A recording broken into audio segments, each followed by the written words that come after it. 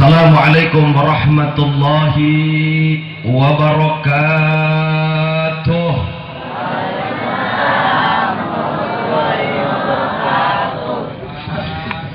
Bismillah walhamdulillah wa afdalus salati wa atammu taslimi ala rasulillah. Ashhadu an la ilaha illallah wahdahu la syarika lah wa ashhadu anna sayyidana Muhammadan abduhu wa rasuluhu la nabiyya ba'dah. Allahumma salli wa sallim wa barik ala hadzal nabiyil karim sayyidina wa habibina wa syafi'ina wa qurrati a'yunina wa maulana nabiyyina Muhammadin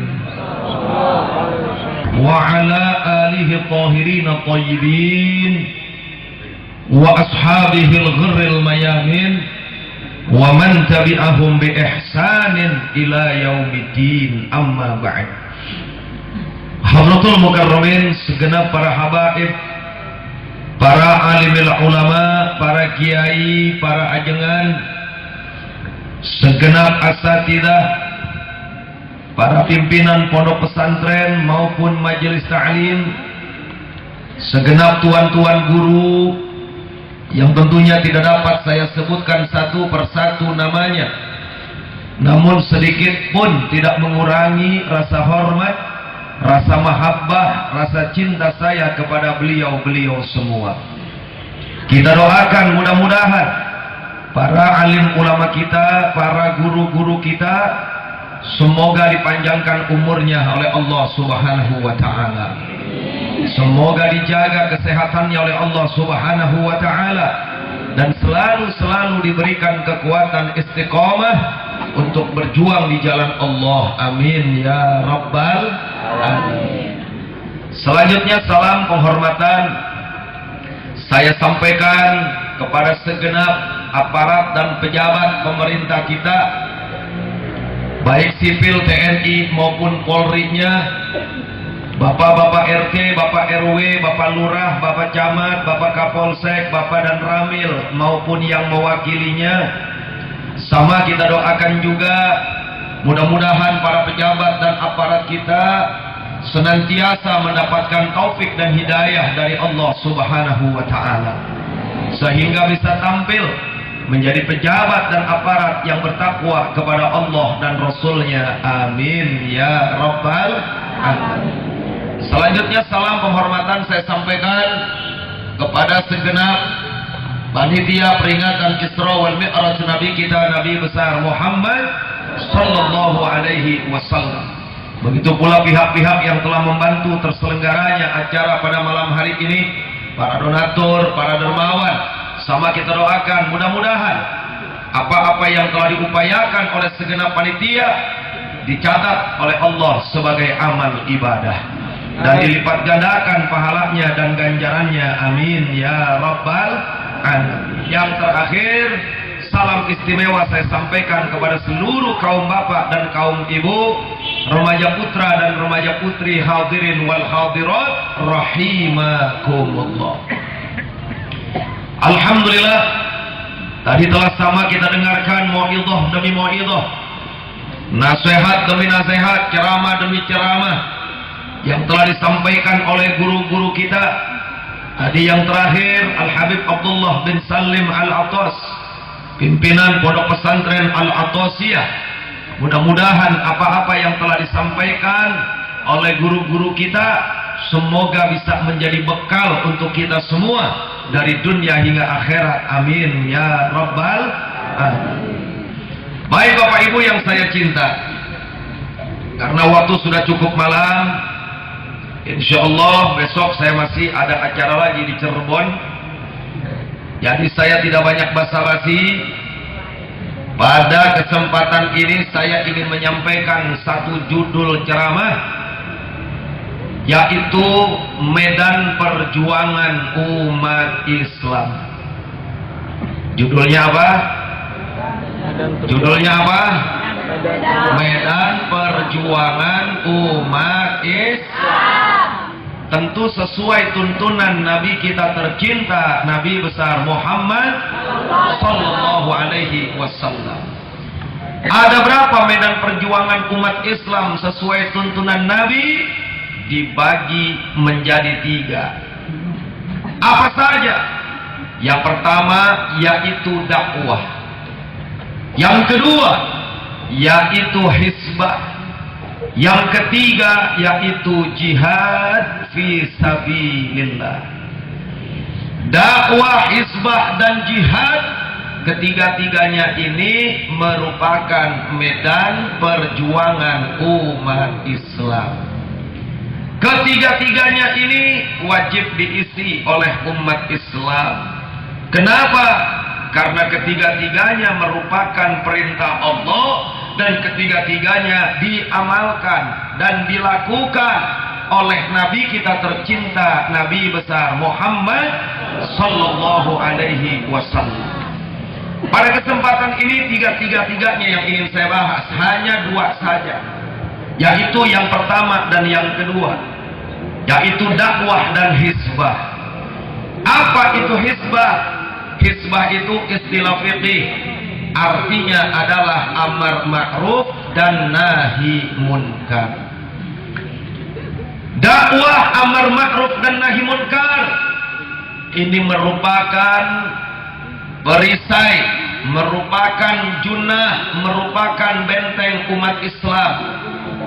Dakwah, amar ma'ruf dan nahi munkar merupakan medan perjuangan umat Islam.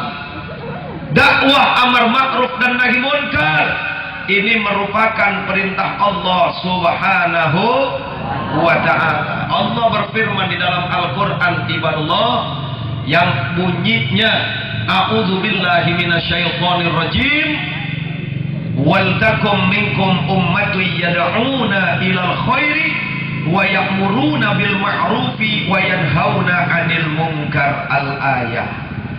Yang arti daripada ayat ini, wallahu a'lamu bimuradih. Hanya Allah yang tahu hakikat daripada arti ayat yang barusan saya baca. Saya hanya ingin menyampaikan seperti apa yang saya pelajari di berbagai macam kitab-kitab tafsir. Wal takun, kata Allah, hendaknya harus ada. Wal takun, kata Allah, hendaknya wajib ada. Minkum, di antara kalian wahai umat Islam. Siapa yang harus ada? Siapa yang wajib ada di tengah-tengah umat Islam? Ummatun, sekelompok umat. Ummatun, sekelompok orang banyak. Ummatun, sekelompok jamaah. Yang bagaimana ini umat? Yad'una ilal khairi, selalu dan selalu menjalankan dakwah, yaitu mengajak orang-orang kafir agar mereka mau bertauhid kepada Allah, mengajak orang-orang kafir agar mereka mau memeluk agama Islam. Lalu selanjutnya wa ya'muruna bil ma'ruf, kata Allah harus ada, wajib ada di tengah-tengah kalian wahai umat Islam, yaitu sekelompok umat, sekelompok orang banyak yang selalu menyeru kepada kemakrufan, menyuruh kepada kebaikan, dan selanjutnya wa yanhauna 'anil munkar, dan harus ada di tengah-tengah kalian wahai umat Islam sekelompok umat, sekelompok orang banyak yang mereka selalu dan selalu mencegah daripada kemunkaran. Insya Allah. Ini perintah dari Allah. Kalau di antara umat Islam itu harus tampil, harus muncul sekelompok umat yang mereka eksis dan istiqomah, yaitu melaksanakan dakwah, amar ma'ruf dan nahi munkar. Timbul pertanyaan, Ustaz, apa sih dakwah itu? Apa sih amar ma'ruf dan nahi munkar itu? Dan bagaimana sih cara melaksanakan dakwah, cara melaksanakan amar ma'ruf dan nahi munkar sesuai tuntunan Rasulullah, Saudara, yang pertama dakwah. Dakwah itu kalau kata santri ketika mempelajari ilmu sorof ada di bab sulasi mujarrad, asal kata dari da'a yada'u dakwatan, wazannya fa'ala yaf'ulu atau fathu dhammin. Apa artinya dakwah? Dakwah itu artinya mengajak. Jadi dakwah itu artinya apa? Kurang kencang. Artinya apa, Bu? Dakwah itu artinya mengajak. Lalu bagaimana cara melaksanakan dakwah sesuai tuntunan Nabi? Karena dakwah itu artinya mengajak, Bu. Karena dakwah itu artinya mengajak, Pak. Maka cara melaksanakan dakwah wajib lembut. Wajib apa? Lembut. Wajib apa? Lembut. Gak boleh berdakwah itu kasar. Gak boleh dakwah itu keras. Gak boleh dakwah itu arogan. Gak boleh dakwah itu marah-marah. Kenapa? Ketika kita melaksanakan dakwah dengan cara yang kasar, keras, arogan, marah-marah, pasti dakwah kita tidak akan berhasil. Betul apa betul? Betul apa betul? Saya mau tanya, kalau kita ngajaknya sembari marah, kira-kira yang diajak mau apa enggak? Yang diajak mau apa enggak? Cara ngajaknya sembari melotot, yang diajak mau apa enggak? Begitu pula ngajak orang kafir suruh masuk Islam sembari emosi, kira-kira yang diajak tuh orang kafir suruh masuk Islam mau apa enggak? Enggak berhasil, saudara. Mana tuntunan dari Allah kepada Nabi kita bahwa cara melaksanakan dakwah itu harus lembut. Allah sampaikan kepada nabinya satu perintah untuk berdakwah. Bagaimana perintah Allah? Ud'u ila sabili rabbika bil hikmati wal mau'izatil hasanah wajadilhum billati hiya ahsan. Kata Allah, ya Muhammad, ya Rasulullah, ud'u, berdakwahlah. Ud'u, ajaklah mereka orang-orang kafir ila sabili rabbika, agar mau menuju jalan Tuhanmu Allah. Ajak orang-orang kafir agar mereka mau bertauhid. Ajak orang-orang kafir agar mereka mau memeluk agama Islam. Bagaimana cara mengajaknya? Bagaimana cara berdakwahnya? Allah katakan dalam ayat ini, pertama bil hikmah. Cara berdakwah itu harus dengan hikmah. Apa yang dimaksud dengan hikmah? Al-ilmu nafi', yaitu ilmu yang diamalkan. Apa maksudnya? Sebelum kita ajak orang lain sholat, kita harus mengerjakan sholat terlebih dahulu. Betul apa betul? Sebelum kita ajak orang lain berpuasa, maka kita harus berpuasa dulu. Sebelum kita ajak orang lain bayar zakat, maka kita harus bayar zakat terlebih dahulu. Itu yang dimaksud dengan hikmah. Sebab kalau kita dakwah, lalu kita mengajak orang untuk mengerjakan sholat, kita ini belum sholat, kira-kira yang diajak mau apa enggak? Mau apa enggak? Kata yang diajak, lu gak usah ngajak-ngajak gua, lu aja belum sholat. Betul apa betul? Betul apa betul? Lalu kata Allah, apabila kau perlu menyampaikan tausiah ya Muhammad, ketika kau mengajak orang-orang kafir bertauhid kepada Allah, kau perlu menyampaikan nasihat, mau'izah. Allah izinkan saudara kepada Nabi kita agar Nabi kita menyampaikan ceramah, tausiah maupun mau'izah. Tapi dengan catatan wal mau'izatil hasanah, dengan nasihat yang baik, dengan mau'izah yang santun, dengan mau'izah yang lembut. Agar apa? Agar simpatik dan menarik akhirnya saudara. Alhamdulillah. Bahkan kata Allah, apabila orang-orang kafir yang kau ajak bertauhid masuk ke agama Islam, mereka mengajak berdebat, maka layani perdebatan mereka kata Allah. Layani dialog mereka kata Allah. Tapi dengan catatan wajadilhum billati hiya ahsan. Layani perdebatan mereka dengan perdebatan yang baik pula. Subhanallah. Ini perintah dari Allah untuk Nabi kita, bagaimana cara melaksanakan dakwah, yaitu dengan hikmah, dengan mau'idhah hasanah. Bahkan ketika berdebat pun dihadapi dengan perdebatan yang baik. Alhamdulillah. Kira-kira yang saya sampaikan jelas atau tidak? Jelas atau tidak? Paham atau paham? Bu, bu, bu, bu, masih hidup? Alhamdulillah. Di kampung saya ditanya nggak nyaut tapi matanya melotot ikan bandeng gitu. Bu, udah ngantuk belum? Udah ngantuk belum? Kuat sampai subuh? Betul? Ibu diam, saya pulang. Baik Bapak Ibu yang saya cinta, kesimpulannya dakwah itu artinya mengajak. Maka cara melaksanakan dakwah harus lembut. Yang kedua, amar ma'ruf. Apa sih amar ma'ruf? Artinya menyeru kepada kemakrupan. Amar ma'ruf artinya menyuruh umat untuk melaksanakan segala perintah Allah. Amar, perintah. Bahasa kerennya instruksi. Bagaimana cara melaksanakan amar ma'ruf? Apakah sama dengan cara melaksanakan dakwah? Tentu jawabannya berbeda.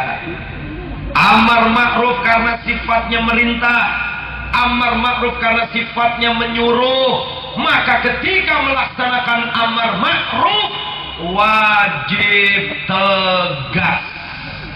Wajib apa? Kurang kencang. Wajib apa? Logo tegas Ustaz, namanya menyuruh. Amaru ya'muru amron, mur fi'il amarnya menyuruh. Saya mau tanya sama masyarakat Kerawang, kalau kita nyuruhnya nggak tegas, yang disuruh mau jalan apa enggak? Mau jalan apa enggak? Betul? Kita nyuruh anak, nyuruhnya kelemar-kelemar, kira-kira nih anak mau kerjain apa enggak? Yang namanya nyuruh wajib tegas. Mana buktinya kalau amar makruf kita punya Nabi itu tegas? Saudara, diriwayatkan di dalam hadis, wa kana sallallahu alaihi wasallam idza khataba an-nas ihmarra wajhuhu wa ihmarrat 'aynahu wa a'la sautuhu washtadda ghadabuhu ka'annahu mundiru jaishin. Adalah kita punya Nabi tercinta, Nabi besar Muhammad sallallahu alaihi wasallam. Beliau ketika berkhutbah, beliau ketika menyampaikan hukum-hukum Allah di hadapan umatnya, bagaimana ekspresi wajah beliau? Ihmarra wajhu. Wajah beliau memerah, saudara. Beliau kalau lagi khutbah wajahnya memerah. Wahmarat ainah, bahkan kedua matanya ikut memerah. Wa a'la sautu, suara beliau lantang. Tidak cukup sampai di situ, ibadallah. Washtadda ghadabuhu, wajah beliau terlihat seperti orang yang sedang marah. Kita punya Nabi kalau lagi khutbah Jumat, lagi menyampaikan hukum-hukum Allah, perintah-perintah Allah, wajah beliau memerah, saudara. Mata beliau memerah, suara beliau lantang, wajah beliau terlihat seperti orang yang sedang marah. Bahkan diriwayatkan dalam hadis ini, ka'annahu mundiru jaishin, seolah-olah kita punya Nabi bagaikan panglima perang yang sedang menyiapkan pasukan. Saya mau nanya sama orang Kerawang, Bapak Ibu yang hadir di sini, pernah lihat nggak tentara baris berbaris? Nah. Baik secara langsung maupun di TV, pernah lihat nggak? Nah. Pernah lihat nggak? Nah. Saya mau tanya, komandan upacaranya itu namanya inspektur upacara. Komandan upacaranya ketika menyiapkan pasukan, lembek apa tegas? Jawab, lembek apa tegas? Apa ada jenderal bintang 4 jadi inspektur upacara, nyiapinnya begini, hai prajurit, siap gerak. Ada nggak begitu? Saya mau tanya, ada nggak begitu? Kata prajuritnya, ini jenderal apa bencong? Betul apa betul? Yang namanya komandan upacara upacara. Itu kalau lagi apel Bapak Ibu, tegas mereka. Pasukan, siap, gerak. Luar biasa. Nurut itu pasukan. Betul apa betul? Lah kalau menginstruksikannya kelemar-kelemar, berantakan itu pasukan. Itu analogi yang mudah. Begitulah amar ma'ruf kita punya Nabi. Makanya Nabi kalau lagi khutbah, hai umat Islam, jangan kau tinggalkan sholat. Tegas beliau sampaikan. Hai umat Islam, jangan kau makan uang riba. Hai umat Islam, tinggalkan perjudian dan perzinahan. Luar biasa. Kita punya Nabi kalau lagi menginstruksikan umatnya untuk melaksanakan segala perintah Allah, tegas beliau melakukannya, saudara. Alhamdulillah. Itulah amar ma'ruf. Saya mau tanya, berarti cara melaksanakan dakwah dan cara melaksanakan amar ma'ruf sesuai tuntunan Nabi sama atau beda? Kurang kencang. Sama atau beda? Sama atau beda? Kalau dakwah itu lembut atau tegas? Lembut atau tegas? Kalau amar ma'ruf tegas atau lembut? Betul? Jelas? Paham? Alhamdulillah. Jadi cara melaksanakan dakwah dengan amar ma'ruf itu berbeda. Dakwah karena ngajak jadi harus lembut.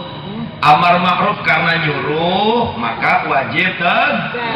Berbeda caranya Bapak Ibu. Yang terakhir, yang ketiga, yaitu nahi munkar. Apa itu nahi munkar? Mencegah kemunkaran, mencegah kemaksiatan, mencegah kedoliman, mencegah kesesatan. Bagaimana cara melaksanakan nahi munkar sesuai tuntunan Nabi? Karena nahi munkar artinya mencegah, sifatnya mencegah, maka ketika melaksanakan nahi munkar wajib keras. Loh kok keras Ustaz? Namanya mencegah. Kalau mencegah kelemar-kelemar nggak bakal berhasil. Betul apa betul? Betul apa betul? Contoh yang paling gampang, ada orang mau nyebrang jalan, kita lihat ada angkot dari sebelah sana. Ini orang kalau kita nggak tolong ketabrak angkot. Saya mau tanya, cara menolong orang yang mau ketabrak angkot cukup pakai mulut saja ditegur atau ditarik, saudara? Saya mau tanya, ditegur atau ditarik? Ditegur atau ditarik? Kalau ditegur ketabrak beneran. Betul apa betul? Betul apa betul? Udah mau ketabrak, tarik. Ini namanya nahi. Cegah, keras, saudara. Mana buktinya Ustaz kalau nahi munkar kita punya Nabi itu keras? Ada dua dalil yang ingin saya sampaikan. Yang pertama, hadis Nabi kita tercinta, Nabi besar Muhammad sallallahu alaihi wasallam. Apa kata beliau? Man ro'a minkum munkaron falyughayyirhu biyadihi. Kata Nabi, man barang siapa ro'a yang melihat minkum di antara kalian wahai umat Islam. Apa yang dilihat? Munkaron, kemunkaran. Bagaimana tindakannya? Kata Nabi, falyughayyirhu biyadihi. Singkirkan itu kemunkaran dengan tangannya. Kata Nabi, kalau kita lihat maksiat, kalau kita lihat kemunkaran, kalau kita lihat kesesatan, Nabi perintahkan singkirkan itu kemunkaran dengan tangan. Saya mau tanya sama orang Kerawang, Nabi instruksikan lihat kemunkaran singkirin pakai tangan. Kalau tangan sudah ikut berbicara, lembut atau keras? Keras. Jawab, lembut apa keras? Keras. Tangan udah ikut berbicara, lembut atau keras? Keras. Ada yang bilang, Ustaz, biyadi yang ada di dalam hadis ini kan artinya bukan tangan ini Ustaz. Artinya adalah al-umaro. Itu penafsiran salah satu ahlul muhaddisin. Belum ittifaq. Enggak semua ahli hadis mengartikan biyadi itu umaro. Tidak. Arti sesungguhnya biyadih, ya tangan. Betul apa betul? Betul apa betul? Jadi kalau lihat kemungkaran, Nabi perintahkan singkirkan itu kemungkaran dengan tangan. Sekali lagi saya mau tanya, kalau tangan sudah ikut bicara, keras atau lembut? Keras atau lembut? Betul? Takbir. Alhamdulillahirabbil alamin. Dalil yang kedua, mana nahi munkar Nabi kita yang katanya keras. Perhatikan baik-baik Bapak Ibu. Kita punya Nabi pernah membakar sebuah masjid. Masjid pernah dibakar sama Nabi. Namanya Masjid Dirar. Bisa kita lihat di mana peristiwa ini? Di dalam Al-Quran. Surat apa? At-Taubah. Ayat berapa? 107, 108. Di mana kita pengen tahu asbabun nuzulnya? Baca kitab tafsir Ibnu Katsir. Saudara, suatu ketika Nabi tinggal di Madinah, datang beberapa orang dari pinggiran kota Madinah menghadap Nabi kita tercinta, Nabi besar Muhammad sallallahu alaihi wasallam. Untuk apa orang-orang ini menghadap Nabi? Mereka minta restu kepada Nabi agar Nabi merestui mereka membangun sebuah masjid. Lalu Nabi katakan kepada orang-orang ini, bukankah sudah ada masjid di sana, yaitu Masjid Kuba? Ngapain kalian membangun masjid lagi? Kan sudah ada masjid. Apa orang-orang ini alasannya membangun masjid? Mereka katakan, wahai Rasul, kami yang muda-muda nggak ada masalah, tapi yang tua-tua nih, yang udah pada jompo, ini kalau ke Masjid Kuba jauh, apalagi musim dingin, nggak sanggup. Kalau masuk akal, Nabi izinin, saudara, silakan kau bangun masjid. Tapi Nabi pesan dengan catatan, nanti kalau masjid itu udah jadi, buat ibadah aja. Mereka menyanggupi, siap wahai Rasul. Akhirnya pulang, saudara, mereka bangun masjid. Singkat cerita, masjid jadi rapi, indah, sudah ditempati untuk sholat. Mereka menghadap Nabi lagi. Untuk apa? Melaporkan kalau masjid itu udah jadi. Ini namanya etika. Betul apa betul? Dan mengajak Nabi untuk apa? Meresmikan. Agar Nabi meresmikan masjid yang baru dibangun dengan cara sholat berjamaah. Kebetulan pada waktu mereka datang ke Nabi melaporkan masjid udah jadi dan Nabi diminta untuk meresmikan, Nabi kita udah siap-siap mau pergi ke Tabuk, saudara. Beliau mau ada keperluan, lalu beliau katakan kepada orang-orang ini, inna ala safarin, saya udah mau pergi, kalian telat datangnya. Begini aja dah, kata Nabi, idza raja'na insyaallah, nanti kalau kami kembali dari Tabuk, insyaallah kami akan datang ke masjid yang kalian bangun. Singkat cerita, Nabi berangkat ke Tabuk. Orang-orang ini pulang ke kampungnya, saudara. Selesai dari Tabuk, Nabi berangkat ke Madinah untuk mendatangi masjid yang baru dibangun, sembari mengajak dua sahabat untuk menemani beliau. Di tengah jalan, Bapak Ibu, ketika Nabi lagi jalan bertiga mau ke masjid yang baru dibangun gitu, datang malaikat Jibril menyampaikan wahyu. Apa isi wahyunya? La taqum fihi abada.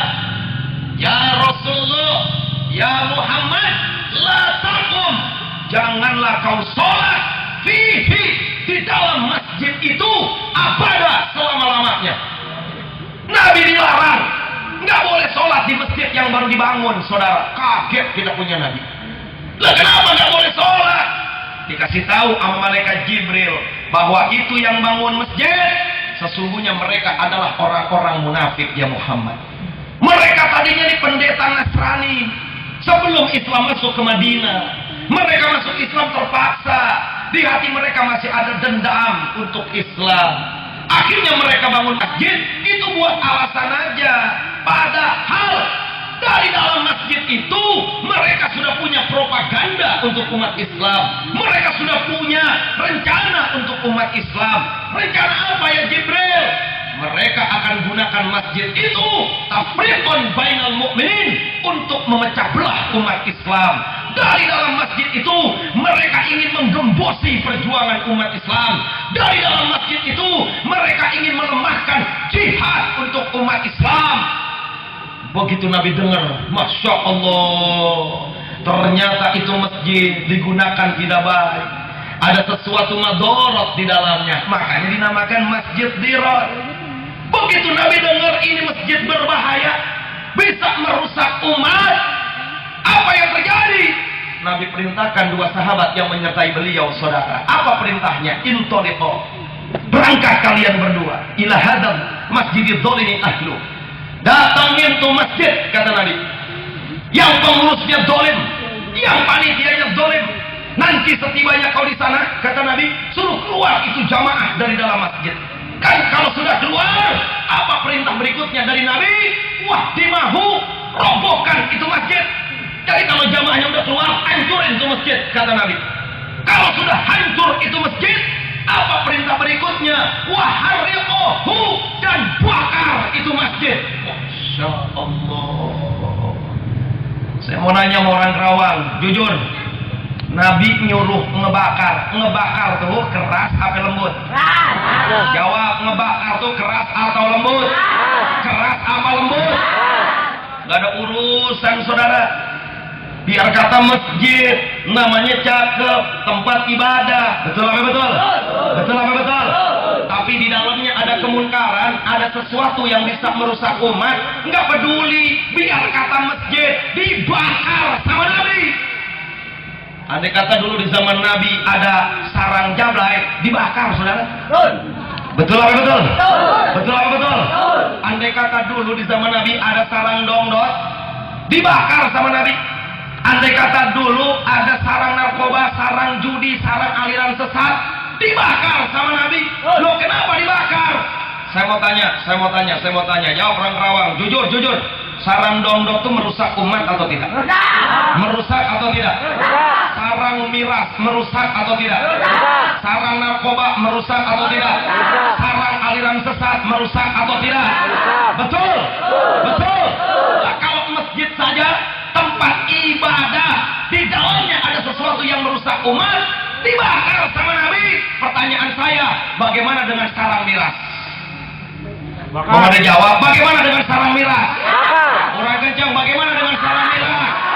Sarang judi, sarang aliran sesat, sarang jablay, bakar, saudara. Betul? Takbir. Gak ada urusan. Karena ini bisa merusak umat Islam. Ustaz, kalau begitu kita langsung bakar aja dong, jangan dong juga. Negara kita negara hukum. Kita harus pakai prosedur dulu. Makanya Bapak Ibu yang saya cinta, kalau lihat di TV, kalau udah berita FPI, pasti kekerasan. Betul apa betul? Wah, FPI tukang bakar orang, tukang bakar tempat maksiat nih, tukang rusak warung jabla ini. Yang ada di benak masyarakat, kalau udah FPI anarkis saja. Betul atau tidak? Betul atau tidak? Kenapa? Karena itulah yang disuguhkan oleh TV. Saya maklum, TV di Indonesia nih semuanya yang punya itu orang kafir. Saya mau nanya, orang kafir sama Islam seneng apa enggak? Jawab, seneng apa enggak? Orang kafir sama Islam cinta atau tidak? Maka jangan heran kalau di TV FPI dijelek-jelekin melulu. Betul apa betul? Betul apa betul? Makanya Bapak Ibu tolong jangan percaya 100% ke TV. TV itu asal kata dari tipu. Tipu kegedean, ditashir jadinya TV. Kalau kata santri, wazan fu'ailun, jundun artinya tentara, hansib bahasa Arabnya junaid. Betul apa betul? Junaid asal kata dari jundun. Jundun itu tentara, junaidun itu wazan fu'ailun dalam alfiyah, ditashir. Nah, saya mau tanya, kalau tentara kecil apa namanya? Saya mau tanya, tentara kecil apa namanya? Hansip. Betul apa betul? Jadi asalnya tipu, dikecilin jadinya TV. Jangan percaya 100% sama TV. Saya mau tanya orang Kerawang, TV-TV yang ada di kita sekarang ini, saya mau tanya, banyak kan mendidik atau merusak? Jawab, mendidik atau merusak? kafir. Bahkan ada TV SCTV tuh, lihat sinetronnya bahlul saudara. Itu bukan menghibur. Ini umat kadang-kadang dibegoin mau aja, nonton lagi dibegoin. Ada ustadz diangkat main sinetron, ustadz fotokopi. Betul apa betul? Betul apa betul? Saya mau tanya, ada judul sinetron ustadz fotokopi. Ustadz fotokopi, menghina atau tidak? Jawab, menghina atau tidak? Oh, ini penghinaan. Ustadz ini seseorang yang mulia. Betul apa betul? Ini fotokopi-fotokopiin saudara. Brengsek atau tidak? Brengsek atau tidak? Kalau gue punya 2 TV, gue pecahin tuh saudara. Sayang satu doang TV gue. Masya Allah. Ada lagi haji, kalau nggak dipanggil 3 kali kagak nengok. Haji siapa itu? Haji Jamal. Betul apa betul? Betul apa betul? Penghinaan bukan? Penghinaan bukan? Ustadzah, bagus itu ustadzah. Coba lihat ustadzah Halimah modelnya. Betul apa betul? Ustadzah, wah kapal banget. Saya mau tanya, menghina atau tidak? Menghina atau tidak? Ada lagi sinetron di SCTV, pesantren dan rock and roll. Nah, pesantren disamain sama rock and roll. Ngawur atau tidak? Ngawur atau tidak? Jadi jangan percaya 100% sama TV yang punya orang kafir. Betul apa betul? Yang dilakukan oleh kami Front Pembela Islam Bapak Ibu, ketika menutup sebuah tempat maksiat atau sarang aliran sesat, itu melalui prosedur terlebih dahulu. Nggak boleh FPI main hancurin, nggak boleh FPI main hantam saudara. Ada prosedur yang harus kami lalui. Yang jadi masalah, ketika kami melalui prosedur itu, tidak ada satupun wartawan yang meliput. Itu masalahnya. Ada masyarakat lapor ke FPI. FPI tolong, tuh ada yang dagang miras di kampung saya, tolong diberesin, tolong diatasin. Begitu dapat laporan, Pak Bu, kami FPI, nggak langsung main serbu. Kami cek dulu bener apa enggak, dagang apa enggak. Begitu dicek, oh benar, ada yang dagang miras, nggak langsung kita sikat. Kita hormati yang punya wewenang. Siapa? Bapak RT. Kita datengin RT-nya, teh. Ini ada masyarakat lapor di kampung ente yang dagang miras, tolong beresin.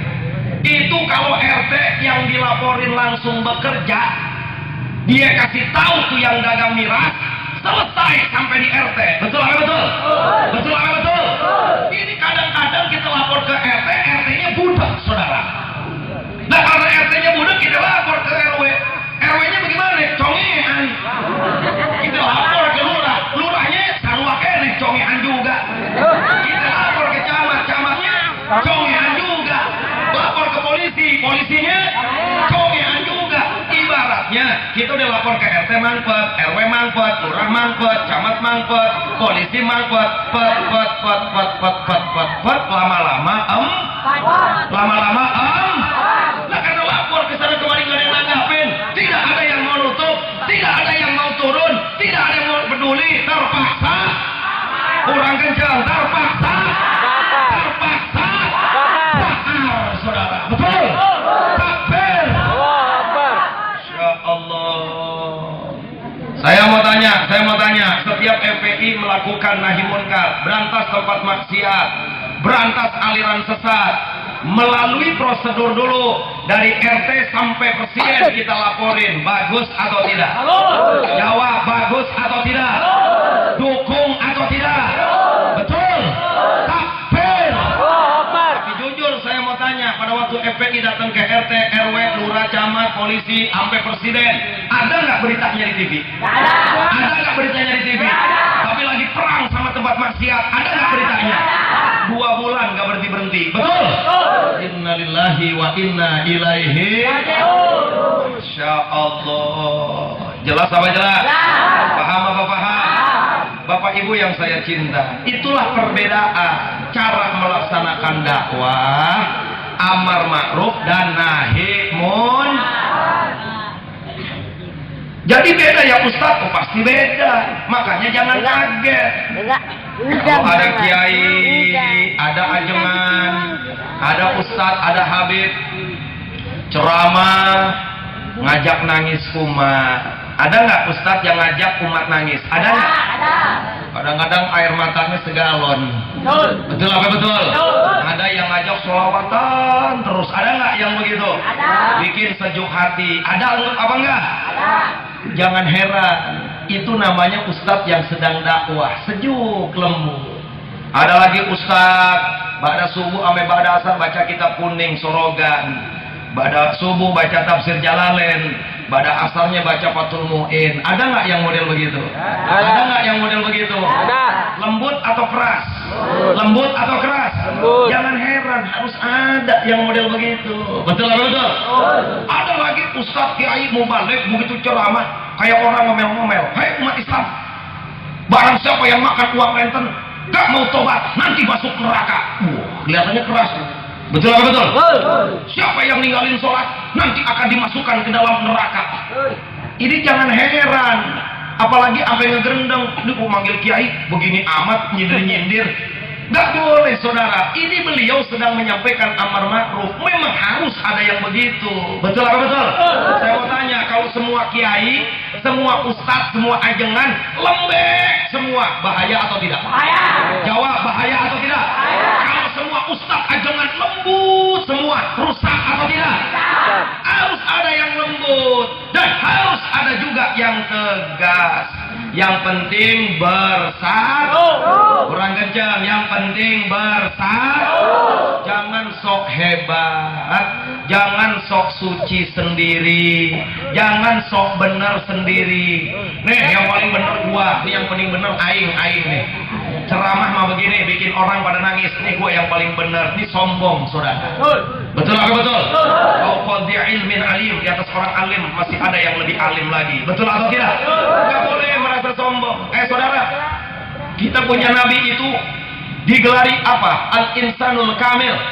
Beliau tuh manusia yang sempurna. Dakwah beliau kerjakan, amar ma'ruf nahi munkar beliau kerjakan, jihad beliau kerjakan. Saya mau nanya sama orang Kerawang, termasuk saya. Kira-kira semua yang kita yang ada di sini, termasuk saya yang ngomongnya. Saya mau tanya, apakah Bapak Ibu yang sekarang duduk di tempat ini sanggup untuk melaksanakan dakwah amar ma'ruf nahi munkar dan jihad? Sanggup atau tidak? Sanggup. Benar? Empat-empatnya sanggup. Luar biasa. Ada yang sanggup atau tidak? Sanggup. Saya mau tanya, kalau Nabi Muhammad sanggup atau tidak? Sanggup. Rasulullah sanggup atau tidak? Sanggup. Beliau empat-empatnya udah kerjain. Nah kita udah kerjain apa belum? Udah kerjain apa belum? Di mana sanggupnya? Betul apa betul? Gak mungkin kita mampu empat-empatnya. Betul apa betul? Kalau kita punya Nabi, empat-empatnya dikerjain. Nah karena kita ini punya gelar Al-Insanun Naqis. Kita ini manusia yang banyak kekurangan. Ada orang sanggupnya cuma dakwah doang, amar ma'ruf nahi munkar nggak sanggup.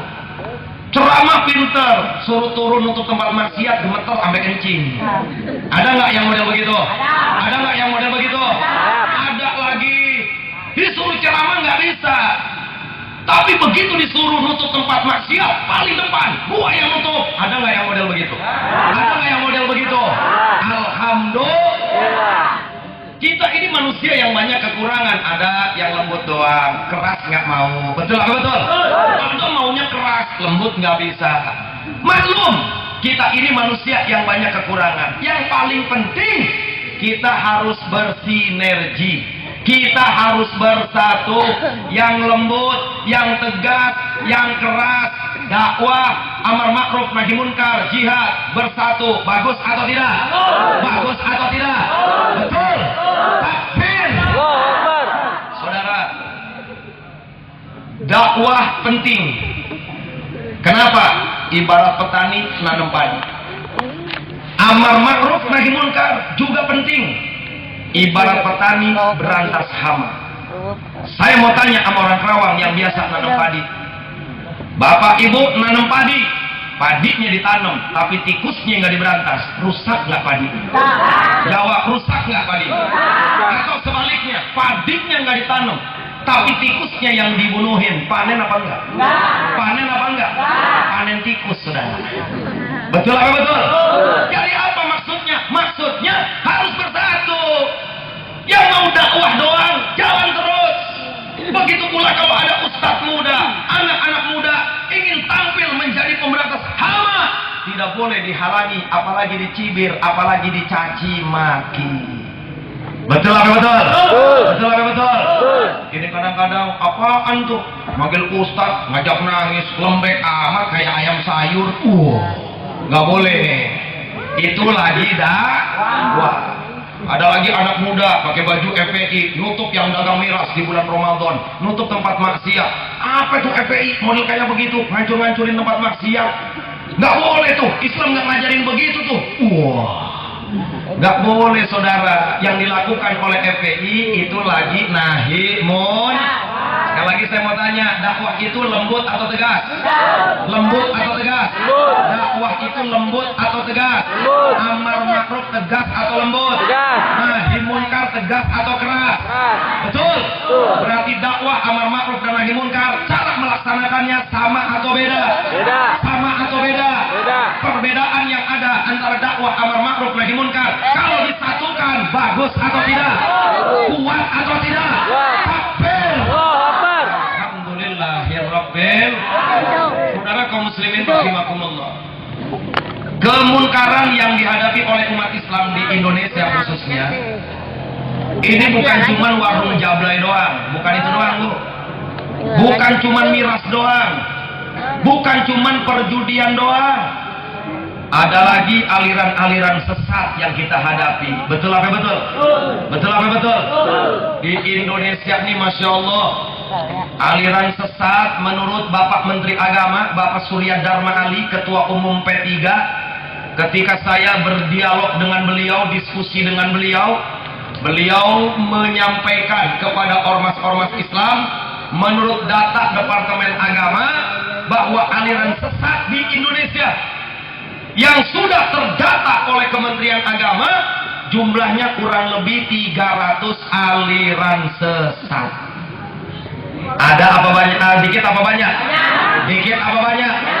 Gak usah 300. Andai kata satu saja itu aliran sesat dibiarkan, bahaya atau tidak? Jawab, bahaya atau tidak? Gak usah 300, satu dibiarkan, bahaya, saudara. Betul apa betul? Betul apa betul? Nah, kalau kita semua umat Islam cuma ngerjain dakwah doang, cuma lembut doang, saya mau tanya, ini aliran sesat merajalela atau tidak? Merajalela atau tidak? Merajalela. Itulah pentingnya kita menegakkan amar ma'ruf nahi munkar. Ada yang ngomong lagi, Ustadz ke saya ngomong begini, ini kiai yang ngomong, Ustadz, ngapain sih kalau kita mau amar ma'ruf nahi munkar mau pakai FPI kan segala? Masing-masing aja, kenapa sih?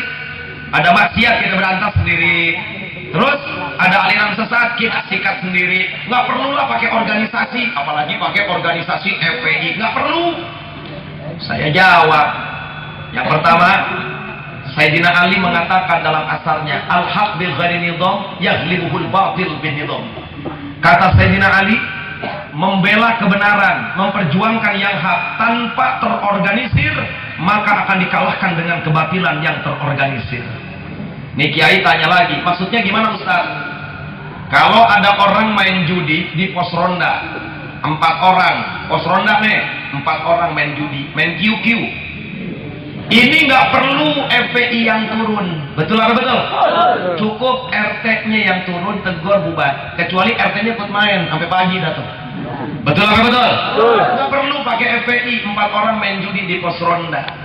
Nah, adapun kemaksiatan yang selama ini kami hadapi, ini maksiat kolektif. Apa tuh Ustaz maksiat kolektif? Itu tempat maksiat, ada pengusahanya, ada backing aparatnya, ada preman yang ngejagainnya. Ini namanya tempat maksiat kolektif. Kalau 4 orang main judi di pos ronda, itu namanya maksiat individu. Nggak ada backingnya, nggak ada centengnya, nggak ada, berempat doang.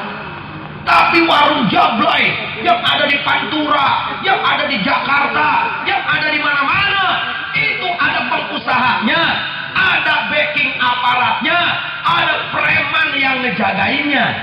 Saya mau tanya, ngadepin tempat maksiat yang ada backing dan preman yang ngejagain, kira-kira kalau dihadapin sendirian sanggup atau tidak? Tidak. Jawab, sanggup atau tidak? Tidak. Sanggup atau tidak? Tidak. Coba begitu sendirian datang, bang, tolong tutup tempat maksiat. Kalau nggak digebok, betul apa betul? Yang model begini nggak bisa sendirian. Makanya Binitum harus terorganisir. Maka dibentuklah organisasi Front Pembela Islam. Ini khusus untuk menghadapi maksiat-maksiat kolektif, saudara. Ini kiai nanya lagi ke saya, tapi kenapa kok namanya Front Pembela Islam? Pembela Islam. Kok Islam dibelain? Nggak perlu dong Islam dibelain. Kan Allah yang belain Islam. Ngapain kita bela-bela Islam? Pakai Front Pembela Islam. Wow. Saya mau tanya, di pertanyaan kiai perlu dijawab atau tidak? Perlu dijawab atau tidak? Kapan jawabnya? Kapan jawabnya? Tahun depan aja lah, biar diundang lagi. Baik saudara, saya jawab nih kiai. Pak Kiai, kenapa kami namai Front Pembela Islam? Ini perintah Allah. Di mana perintahnya? Dalam Al-Quran, Allah memerintahkan agar kita selalu membela Islam. Mana ayatnya? Saya kasih tahu saudara ayatnya. Allah berfirman dalam Al-Quran, ya ayyuhalladzina amanu kunu ansarallah.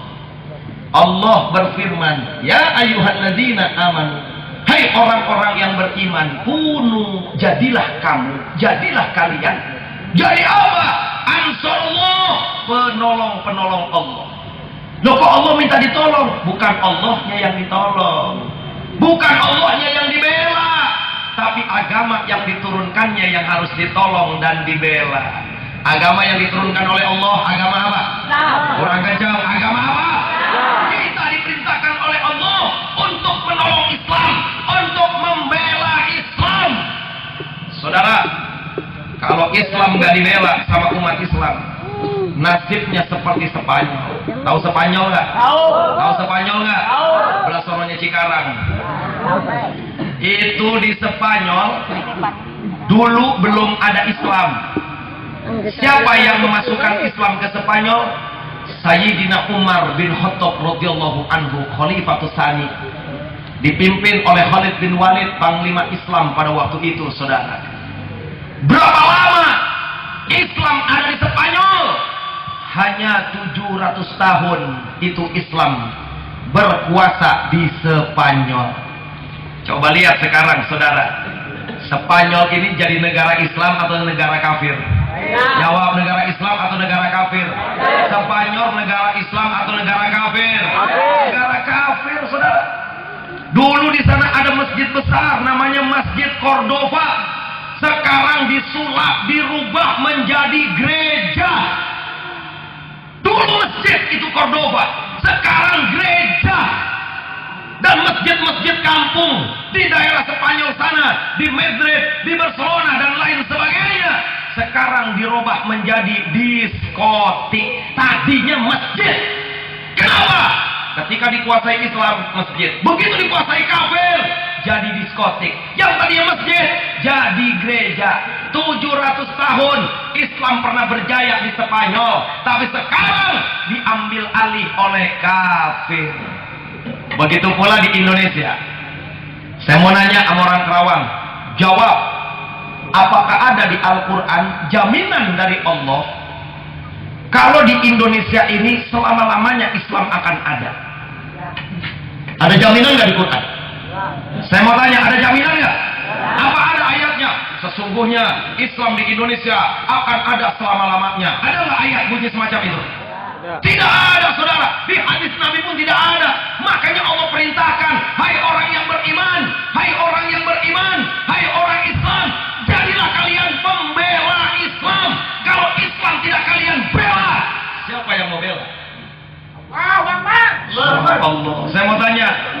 Kira-kira yang mau belain Islam, jawab.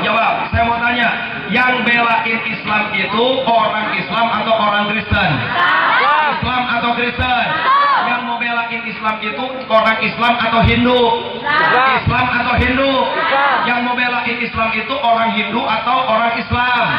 Yang mau belain Islam itu orang Buddha atau orang Islam? Betul. Nah, kalau orang Islamnya sudah tidak mau tampil menjadi pembela Islam, jangan harap saudara Islam akan bertahan selama-lamanya di Indonesia. Betul apa betul? Perlu diketahui, penyusutan jumlah umat Islam di Indonesia sekarang signifikan. Dulu umat Islam hampir 99% di Indonesia. Sekarang sudah 87%. Hati-hati. Kalau kita maksa bodoh sama agama, Masya Allah, ngeri kayak Spanyol, saudara. Naudzubillah min. Naudzubillah min. Kita berdoa, mudah-mudahan Islam selama-lamanya ada di Indonesia. Amin. Ya Rabbal. Saudara kaum muslimin rahimakumullah.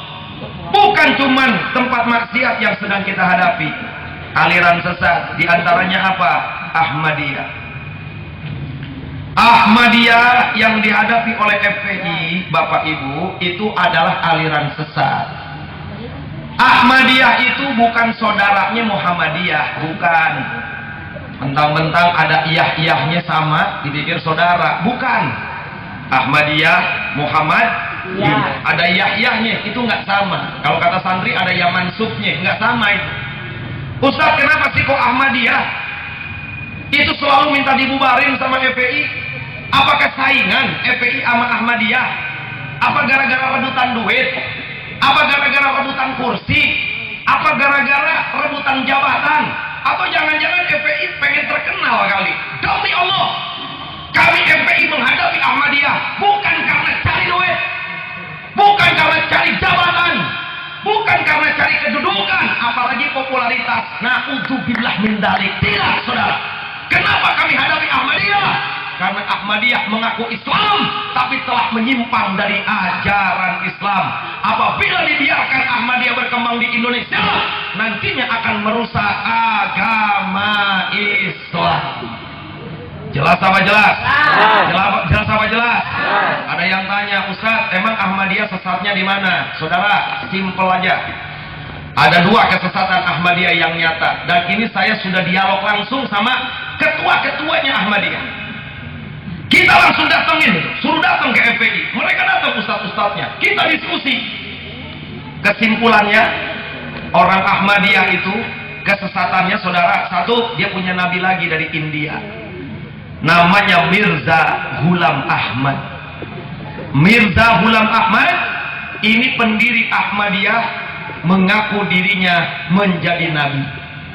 Yang kedua, orang Ahmadiyah meyakini bahwa setelah Al-Quran ada kitab suci lagi, namanya Tazkirah. Saya mau tanya sama orang Kerawang, jawab, ini akidah. Setelah Nabi Muhammad ada nabi lagi atau tidak? Tidak. Kurang kencang, setelah Nabi Muhammad ada nabi lagi atau tidak? Tidak. Setelah Al-Quran ada wahyu lagi atau tidak? Tidak. Setelah Al-Quran ada kitab suci lagi atau tidak? Tidak. Yakin? Yakin. Mantap. Mantap. Kalau ada orang ngaku Islam, lalu dia bilang ada nabi lagi setelah Nabi Muhammad, ada kitab suci lagi setelah Al-Quran, orang tersebut Islam atau bukan? Islam atau sesat? Islam atau kafir? Betul? Ini buktinya, saudara. Ahmadiyah mengaku Islam tapi punya kitab suci lagi setelah Al-Quran. Nih kitab sucinya, namanya Tazkirah.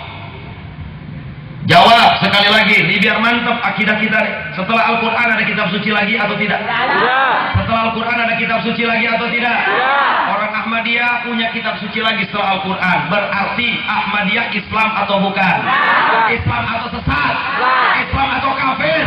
Dibiarkan atau bubarkan? Biarkan atau bubarkan? Betul? Takbir. Saudara, yang bilang ini kitab suci bukan saya, kitabnya sendiri yang berbicara. Saya unjukin.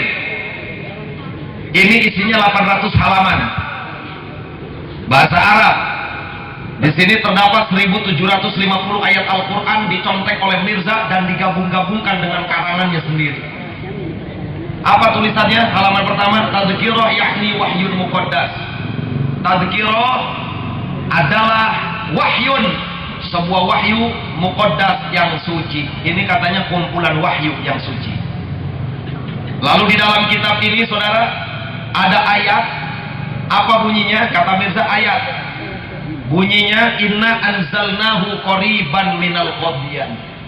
Dalam Al-Quran surat Al-Qadar, inna anzalnahu fi lailatil, dicontek sama Mirza, disambung sama karangannya.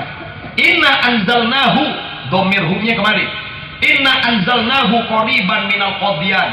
Kata Mirza, ini kitab diturunkan oleh Allah dekat desa Qadyan, tempat kelahirannya Mirza. Apakah ada pengakuan di dalam kitab ini kalau Mirza diangkat oleh Allah menjadi Rasul? Ada, saudara. Di dalam kitab ini Mirza mengaku diangkat oleh Allah menjadi Rasul. Apa kata Mirza? Allah berfirman kepada Mirza, ya Ahmad ju'ilta mursalan. Hai Ahmad, ju'ilta, engkau aku jadikan mursalan sebagai Rasul. Mengaku diangkat oleh Allah menjadi Rasul. Yang kedua, di dalam kitab ini Mirza Ghulam Ahmad, nabinya orang Ahmadiyah, mengaku diangkat oleh Allah menjadi anaknya Allah. Saya mau tanya sama orang Kerawang, Allah punya anak atau tidak? Allah punya anak atau tidak? Mirza mengaku diangkat oleh Allah menjadi anak. Kalau begitu Mirza murtad atau tidak? Murtad atau tidak? Betul? Mana buktinya? Dalam kitab ini Allah menyatakan kepada Mirza, anta minni bimanzilati auladi. Kata Allah kepada Mirza, anta kamu minni di sisiku bimanzilati auladi, kedudukannya sama seperti anak-anakku. Yang ketiga, di dalam kitab Tadzkirah ini Mirza bercerita kalau dirinya pernah menyatu dengan zatnya Allah lalu menciptakan langit dan bumi. Yang keempat, di dalam kitab ini Mirza bercerita kepada pengikutnya, suatu hari dia tidur, lalu di dalam tidurnya dia bermimpi, di dalam mimpinya menjadi Allah. Lalu kelima, di dalam kitab ini Allah menyatakan kepada Mirza, apa kata Allah? Ya Ahmad, yatimu ismuka wala yatimu ismi. Kata Allah kepada Mirza, namamu sempurna, sedangkan namaku Asmaul Husna tidak sempurna. Jadi Mirza mengaku namanya lebih sempurna dari namanya Allah. Saya mau tanya, sesat atau tidak? Jawab, sesat atau tidak? Saudara, nggak cukup sampai di situ. Di dalam kitab ini ada ajaran. Apa katanya? Kadzdzaba alaikumul khabith wa kadzdzaba alaikumul khinzir. Kata dalam kitab ini, barang siapa yang tidak percaya dengan kenabiannya Mirza, tidak mau masuk Ahmadiyah, maka mereka itu adalah orang-orang najis dan babi. Jadi yang nggak mau masuk Ahmadiyah dibilang babi. Saya mau tanya, yang babi kita atau Mirza? Jawab, kita atau Mirza? Yang babi kita atau Ahmadiyah? Betul. Takbir. Nggak cukup sampai di situ. Di dalam kitab ini Allah perintahkan kepada Mirza. Apa perintahnya? Aina masuqifu ukhidu wa qutilu taqtila. Kata Allah kepada Mirza, hai Mirza, dimanapun kau jumpai orang yang tidak percaya dengan kenabianmu, ukhidu, culik mereka, wa qutilu, dan bunuh mereka, taktila, dengan cara dimutilasi. Jadi Allah perintahkan kepada orang Ahmadiyah, kalau ada orang nggak mau masuk Ahmadiyah, nggak percaya kepada kenabiannya Mirza, orang tersebut wajib diculik, wajib dibunuh dengan cara dipotong-potong. Ini perintah dari Allah untuk Ahmadiyah. Saya mau tanya, bahaya atau tidak? Bahaya. Bahaya atau tidak? Bahaya. Saudara, Ada berapa sih pengikut Ahmadiyah di Indonesia saat ini? Menurut Bapak Menteri Agama, pada saat kami dialog urusan Ahmadiyah, di Indonesia saat ini pengikut Ahmadiyah jumlahnya kurang lebih 75.000 pengikut. 75.000 jiwa. Bayangkan 40 tahun, 50 tahun yang akan datang, kalau sudah tidak ada lagi ustadz, kiai, habib, ormas Islam yang memperjuangkan pembubaran Ahmadiyah, yang menceritakan kesesatan Ahmadiyah, saya tanya, bahaya atau tidak? Bahaya atau tidak? Anak cucu kita kalau disuruh masuk Kristen, insya Allah nggak gampang, saudara. Kenapa? Dia tahu, mereka ngerti kalau Islam dengan Kristen itu namanya saja sudah berbeda. Betul apa betul? Tempat ibadahnya juga beda, yang disembah juga beda, cara ibadahnya juga beda, dari namanya juga, simbol-simbolnya juga. Insya Allah anak cucu kita nggak gampang kalau suruh masuk Kristen. Tapi Ahmadiyah ini mirip dengan kita. Mereka punya masjid, mereka punya madrasah, mereka pakai sarung, mereka pakai peci, mereka sholat, mereka wudhu, mereka baca Quran. Kalau anak cucu kita nggak ngerti kalau Ahmadiyah itu sesat, na'udzubillah min dzalik, 40-50 tahun yang akan datang bisa menjadi korban, saudara. Kita nggak boleh jadi umatun ananiyah. Apa tuh umatun ananiyah? Gue, lu, masa bodoh. Yang penting gue masuk surga, anak cucu masuk neraka, bodoh amat. Nggak boleh, saudara. Betul apa betul? Betul apa betul? Kita wajib lindungi generasi kita. Betul? Saya mau tanya, kalau Ahmadiyah dibubarkan oleh pemerintah kita, setuju atau tidak? Orang kencang, setuju atau tidak? Betul? Takbir. Kalau ngarepin pemerintah sekarang, nggak mungkin. Presiden kita SBY sekarang ini nggak bakalan ngebubarin Ahmadiyah. Kenapa? Karena kemarin beliau mendapat penghargaan di Amerika. Kemarin belum lama.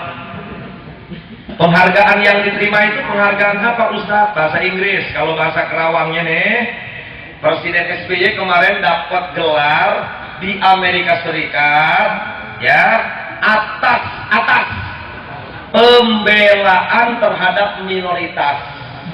Di antaranya mampu membela, melindungi Ahmadiyah. Karena SBY bisa melindungi Ahmadiyah, di Indonesia nggak sampai dibubarin, Amerika mengucapkan terima kasih, dikasih gelar. Tuh kemarin presiden kita. Jadi nggak mungkin kalau SBY bisa bubarin Ahmadiyah. Betul apa betul? Saya mau tanya Bapak Ibu nih, rakyat jelata seperti saya juga rakyat. Saya mau tanya sama rakyat nih yang ada di depan saya, ini bicara rakyat. Bapak Ibu kalau diundang ke Amerika sekarang, mau dikasih penghargaan, penghargaannya itu telah berhasil membela aliran sesat Ahmadiyah. Mau atau tidak? Tidak. Jawab mau atau tidak? Tidak. Rakyat tadi nggak mau. Kenapa presiden mau? Bela lodong. Kenapa presiden mau? Saya mau tanya. Kalau begitu yang bego rakyat apa presiden? Jawab, rakyat apa presiden? Rakyat apa presiden? Betul. Innalillahi wa inna ilaihi raji'un. Hanya kita berharap, mudah-mudahan nanti ada pemimpin yang bisa bubarin Ahmadiyah. Amin. Ahmadiyah bubarin, setuju atau tidak? Orang Ganjang setuju atau tidak? Betul. Makanya Bapak Ibu yang saya cinta, demi Allah, kami FPI sudah bertekad. Ini masuk agenda utama FPI sampai kapanpun, sampai Ahmadiyah bubar. Kami akan terus memperjuangkan biar Ahmadiyah dibubarkan dari negara Republik Indonesia. Saya mau tanya, kalau FPI berjuang untuk membubarkan Ahmadiyah, setuju atau tidak? Dukung atau tidak? Betul. Takbir. Alhamdulillahirabbil alamin. Mudah-mudahan nanti punya presiden yang berani bubarin Ahmadiyah. Kelihatannya presiden yang bisa membubarin Ahmadiyah ini kalau Habib Rizik jadi presiden, saudara. Betul apa betul? Saya mau tanya orang Rawang, kalau Habib Rizik jadi presiden, setuju atau tidak? Orang Ganjang setuju atau tidak? Tunjuk tangan yang setuju. Unjuk tangan yang setuju. Takbir. Alhamdulillah, nanti Ustadz Gamal jadi Menteri Keuangan insya Allah. Habib Rizik jadi presiden, Ustadz Gamal jadi Menteri Keuangan. Jadi kalau mau demo gampang, tinggal minta sama Ustadz Gamal nanti. Saya juga udah daftar, Beb. Kalau nanti antum jadi presiden, tolong saya angkat jadi menteri, Beb. Menteri apa Ustadz Awet? Menteri Urusan Peranan Wanita. Maksudnya wanita yang nggak punya kerjaan, gak usah kerja, begitu maksudnya. Insya Allah. Saya mau tanya sekali lagi, kalau Ahmadiyah dibubarkan, setuju atau tidak? Dukung atau tidak? Takbir. Alhamdulillahirabbil alamin. Itulah yang bisa saya sampaikan tentang medan perjuangan umat Islam dan pentingnya kita mengisi dakwah amar ma'ruf dan nahi munkar. Sebelum saya akhiri, ini ada request dari panitia, Bapak Ibu, tolong sisihkan sebagian rezeki kita pada malam hari ini untuk disumbangkan buat saudara-saudara kita yang ada di Myanmar. Di Myanmar ada satu etnis namanya etnis Rohingya.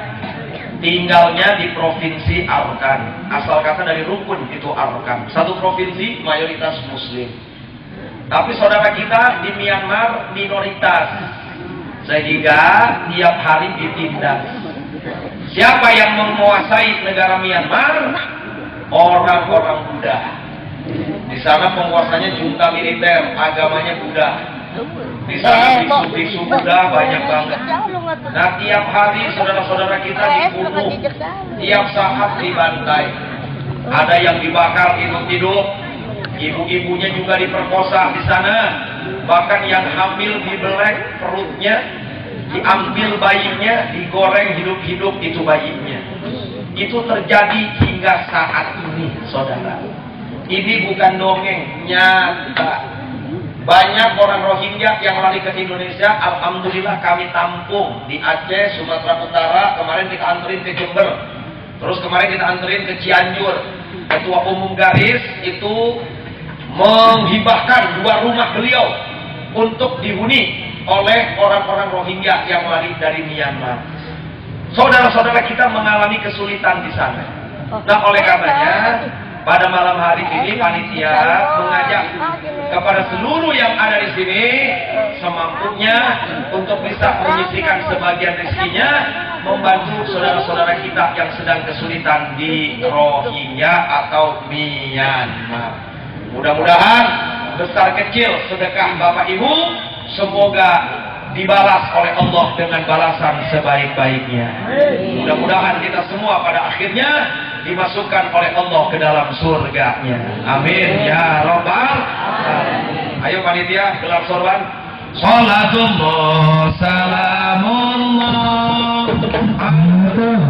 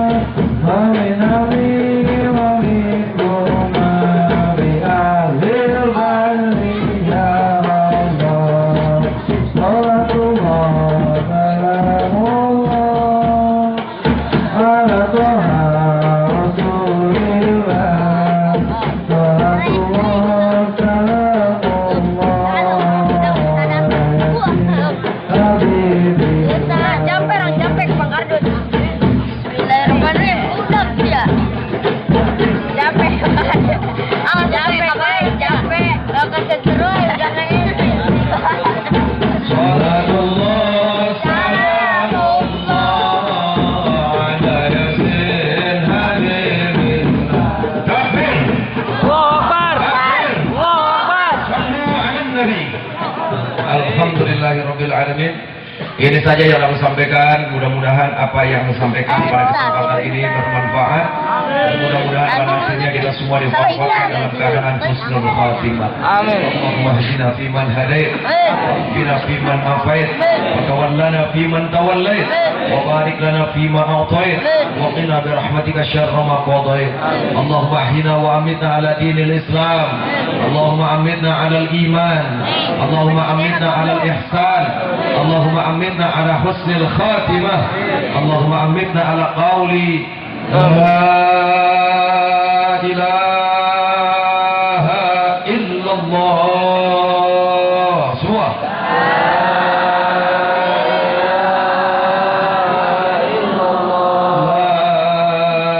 La ilaha illallah.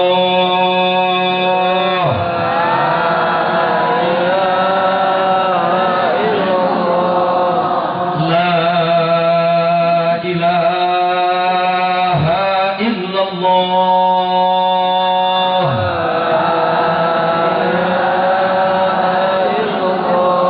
Muhammadur Rasulullah Rasulullah sallallahu alaihi wasallam. sallallahu alaihi wasallam. La nabiyya ba'dah. La nabiyya ba'da. La nabiyya ba'dah. La nabiyya ba'da. La nabiyya ba'dah.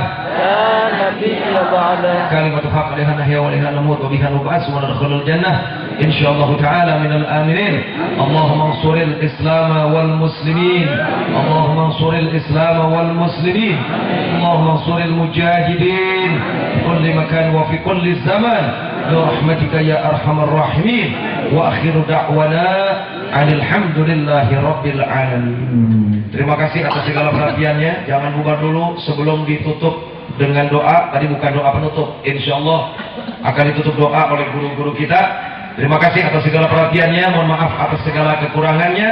Hadani Allah wa iyyakum ajma'in. Assalamualaikum warahmatullahi wabarakatuh.